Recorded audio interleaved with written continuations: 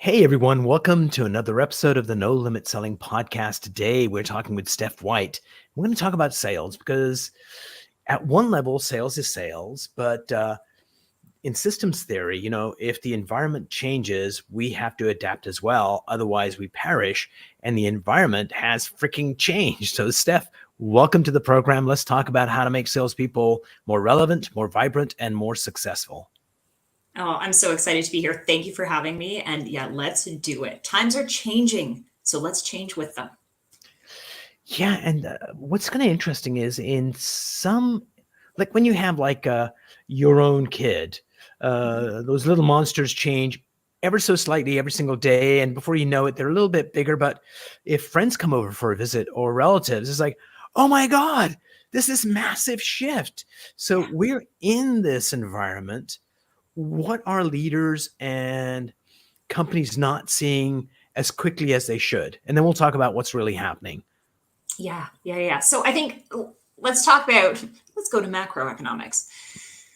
The reality is when we think about how we're selling, a lot of people still think about my product. It's my product. It's my service. Hmm. Need to flip that. We need to think about two things. Who are we selling to? And who are our sellers? Listen, it's not about your product anymore. It's about your audience and your hosts of your product experience, right?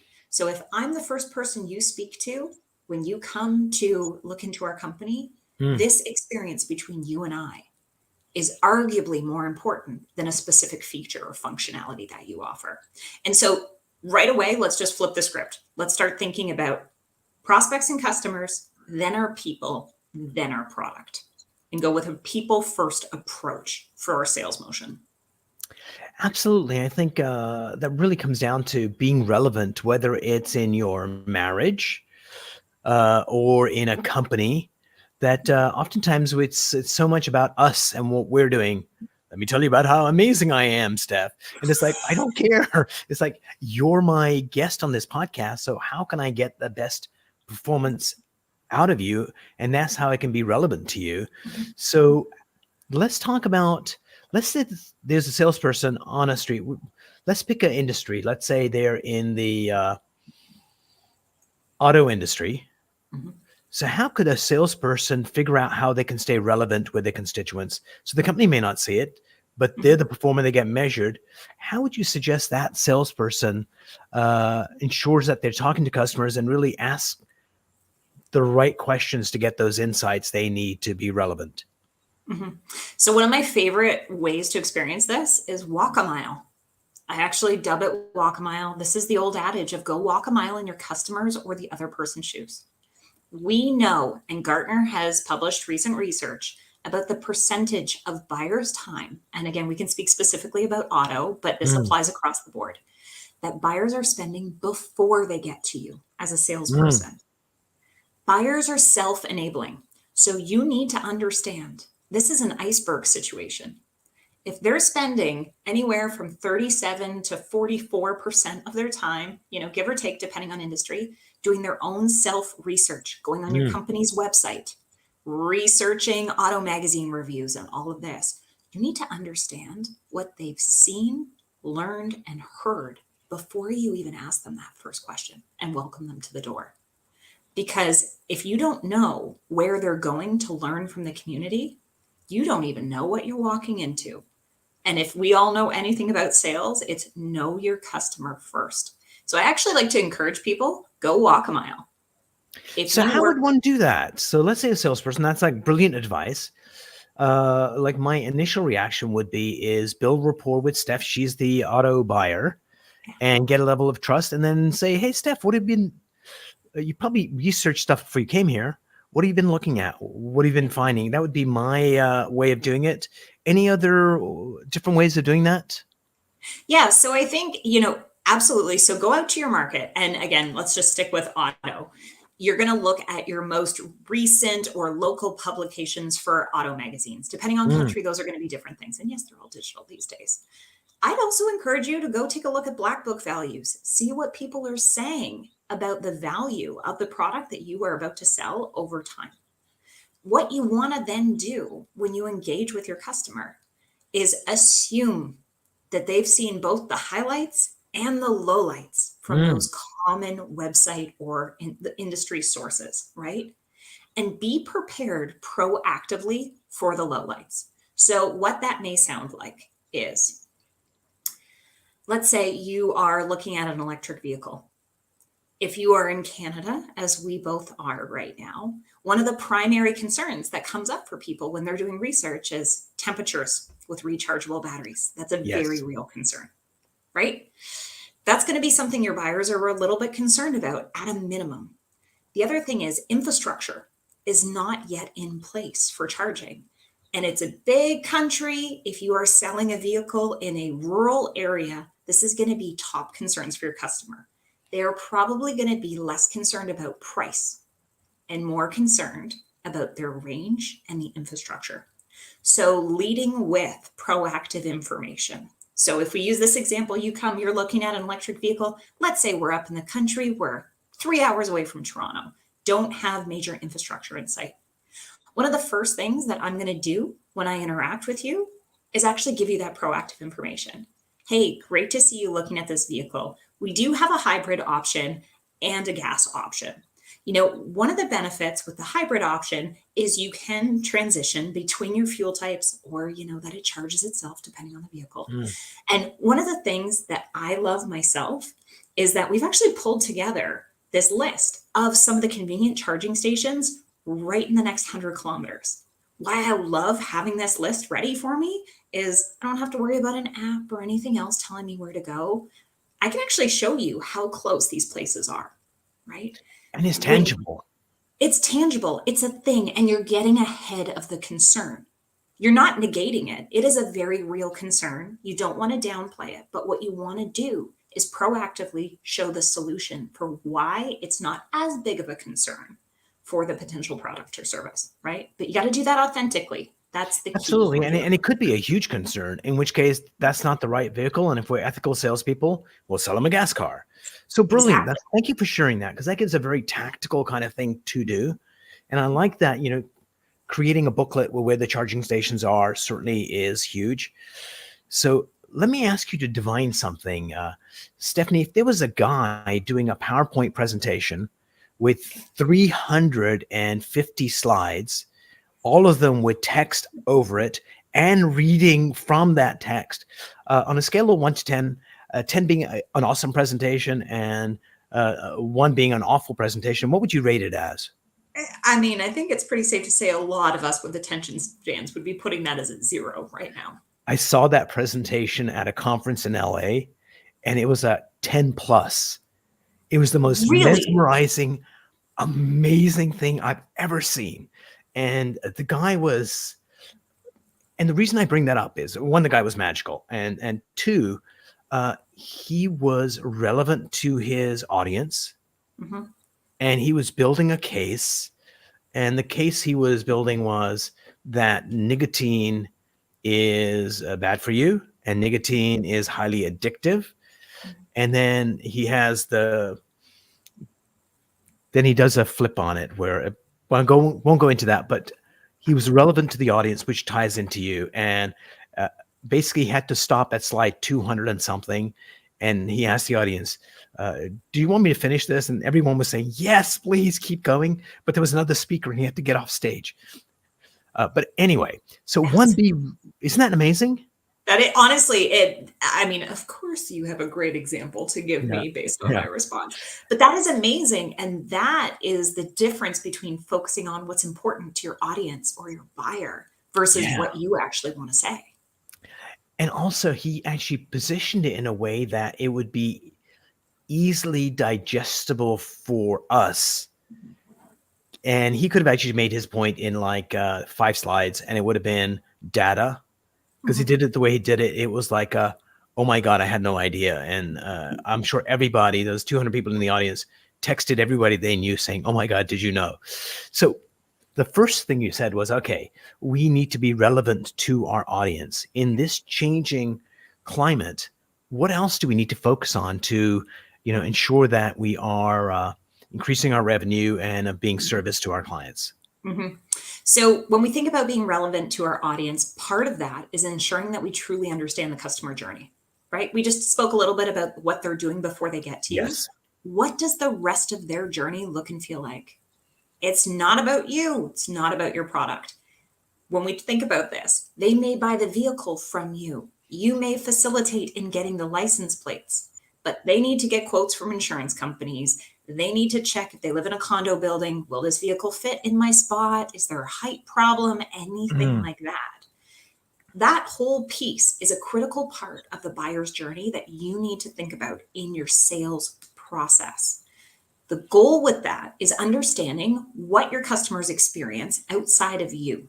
And you can put it into two columns. So when you map it, literally swim lanes, with us, without us. Mm. But arguably, the without us is your prime opportunity for how to drive more revenue, increase your stickiness, improve your customer experience, depending on what it is that you're doing, because that is where you can have your unique value add and value prop to your customers. So, example, maybe your dealership offers that you've already pre negotiated a preferred rate with a car insurance company, for example. Oh, and by the way, we actually have a gentleman who works here on our sales floor who can do a quick consult with you right now and give you a rough quote. How great is Right. that as a value add for your prospects? Absolutely. And understanding that decision-making process and what their process is to Yeah. make a buying decision. Brilliant. What's next? Okay. So if we think about how to remove friction for the customers in their Mm. buyer's journey, the next thing we want to think about is how to remove friction for ourselves. So this is a bit of a spicy topic. I believe in empower your prospects to self-disqualify early and often. Mm. Arm them with the information so that they can take themselves out of the process. Salespeople are expensive. Company time is expensive. And it's not about wasting your time with that customer. It's that it's a shared waste of both of your time, which can be a negative brand experience. So once you've alleviated their friction points, this is when you look internally. What friction points do you have where you could, proactively send information rather than have a one-on-one phone call or meeting with your customer? Where can you automate? Where can you leverage AI? You don't want to overdo it, but you should be looking to 10% or up to 15 as an initial goal of where you can find efficiencies to reduce your man hours Mm. of the team's time. The purpose of that is let robots focus on automation, let humans focus on humans. So look to remove your own internal friction points as much as possible. Brilliant. Love that. So now let's talk about what's next in this process. Then we'll kind of switch over to salespeople themselves and, what's happening between their ears. Any other things we need to do to help the organization be better? Yeah, so I would think about, we've learned and communicated to our customers better. We've removed their friction. We remove our own friction. A lot of businesses are in a recurring revenue model, right? So renewals and upsells are incredibly important. Perhaps not in cars, though you could argue service appointments, right? Mm. So how are we doing those? Not just reactively, but reactively and proactively. So, hey, I noticed that, when you came in for your oil change after going 5,000 kilometers or miles, depending on where you live, that you have a lot of mud in your wheel wells. I noticed this, and I'm proactively going to suggest, do you tend to take your vehicle off-roading? You still have some time left on your tires, but the next time you buy tires, you may actually want to check out this model because it's got a bit of a different tread and it'll help you grip better the next time you go off-roading. You're planting the seed for a proactive upsell in a way that's adding value and insight to the customer to tell them something they don't even know they need yet. So that's another little nugget of how we can be Love thinking that. about how to generate more and alternative streams of revenue. All right, superb. That's all brilliant, actionable advice. So one of the stumbling blocks that a lot of salespeople have is getting a conversation with their ideal prospect. So any thoughts on that? How could a salesperson, like we've got social media, we've got the phone, we've got text, what strategy do you recommend to get an audience with your ideal customer? So like sending 1,000 emails isn't going to cut it? That's what you're telling me right now? It took 2,000 to get you, so no, we don't have that much time. But yes. Okay, so here's the blessing and the curse of this virtual world. Mm. We are very superficially connected to more people than ever. Okay. And, a great example is even conversations like this. Fun fact for those listening, Umar and I actually met in person the first time we met, in the flesh, face to face. And where was it that? was one of, And where was that? that was in Las Vegas. For Vegas. Sales 3.0. Which was highly recommended, by the way. It was a great show. Absolutely. And what that means is when you meet someone in person, we all talk about layers and onions, right? But there's an energy, there's a shared experience, there's a shared language that comes to be. When we're only in a virtual environment, it's all very superficial. So here is what quickly you learn by being where your prospects are. And we can talk about both virtual and physical settings. What you learn is their energy, what drives them, how they engage with other people, and anecdotally, how they respond to you. Are they somebody who's more introverted? Are they extroverted? All of this impacts how you can best communicate with folks.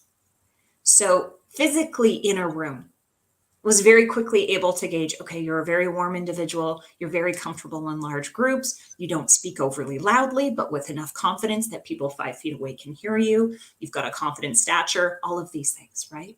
So immediately picking up on that about somebody, you're not going to open with an email that is like, leaders like you typically see A, B, C in the market.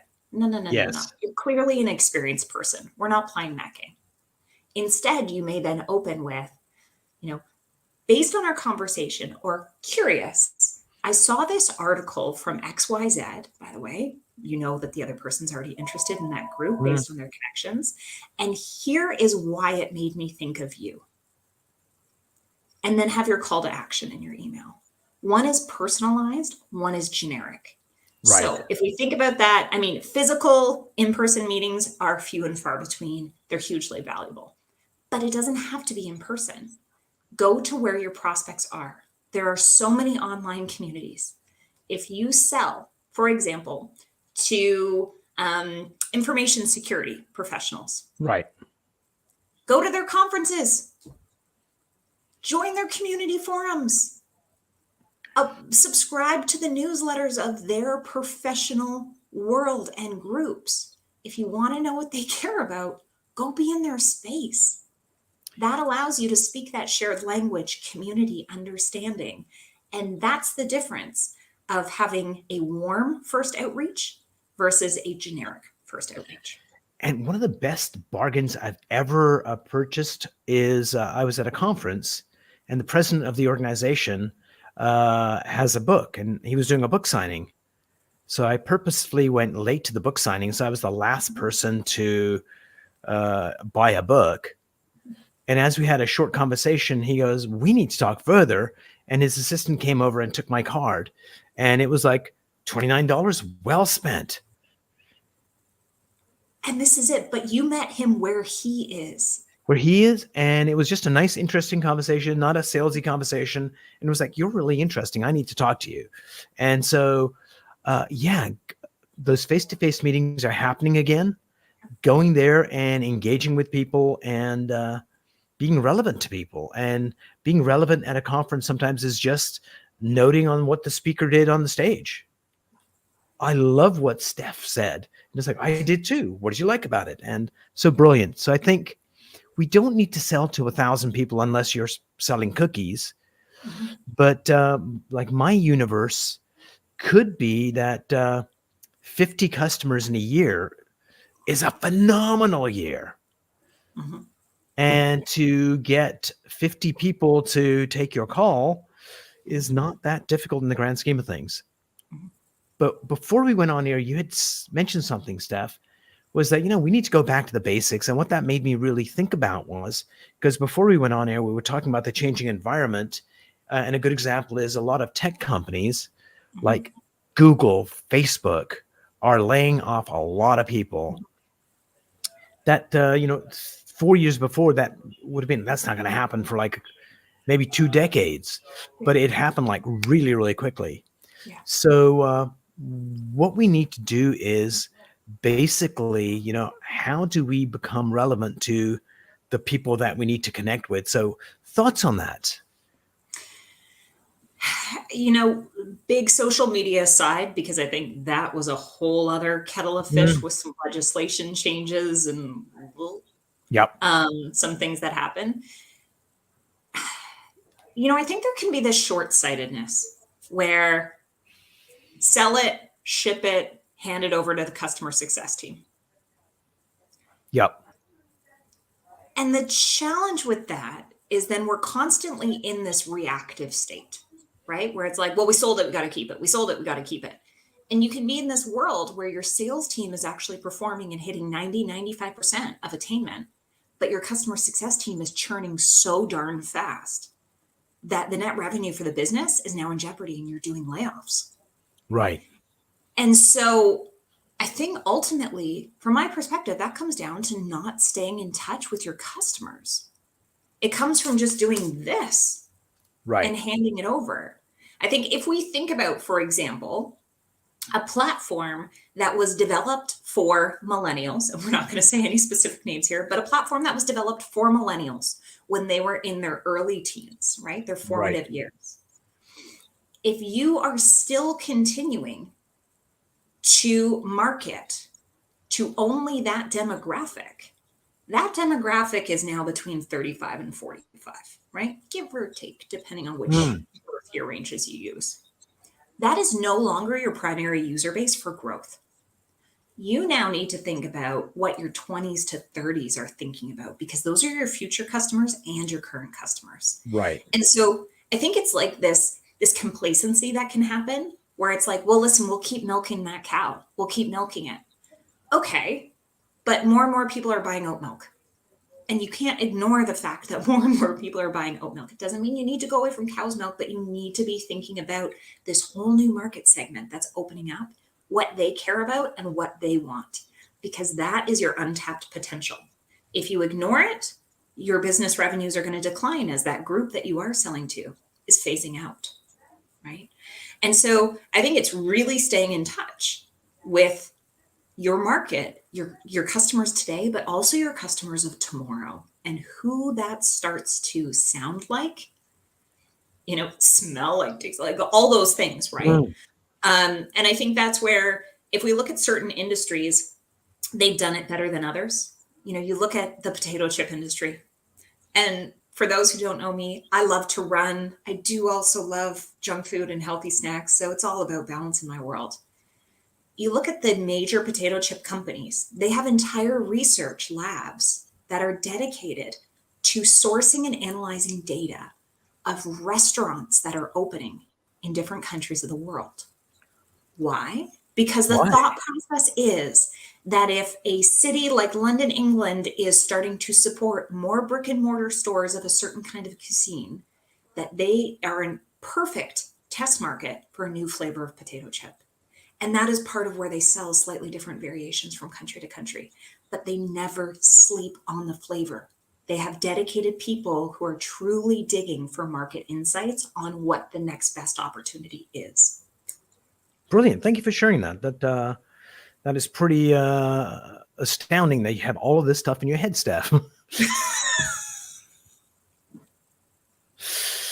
So, any last thoughts? One piece of advice it's February 13th. By the way, if this is going live, so remember, Valentine's Day is tomorrow.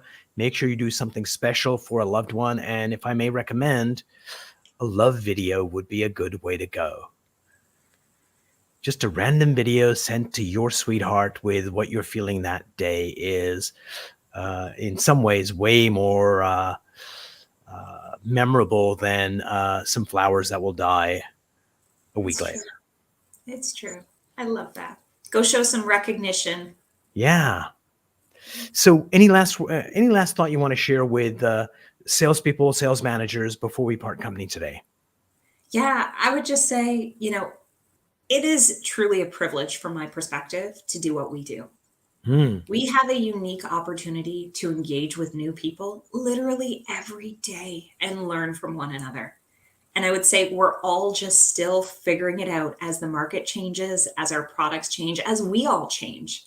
And so, my call to action, if we're going to have one, is this week, connect with three new sellers, three people you don't know who are also in sales or leadership or enablement, because we're all in supporting revenue roles, and go Yes. learn from one another, share with one another, and let's all help lift each other up in 2024.